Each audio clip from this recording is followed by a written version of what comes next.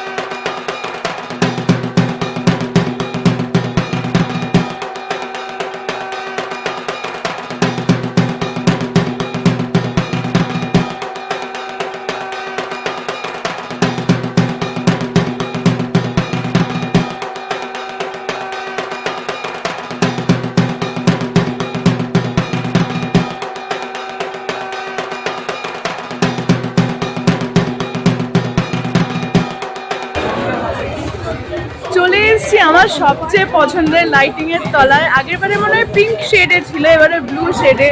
আমার খুব ভালো লাগে এদের লাইটিংটা। এই সাইডের লাইটিং প্লাস ওই দিকের লাইটিং দুটোই খুব সুন্দর।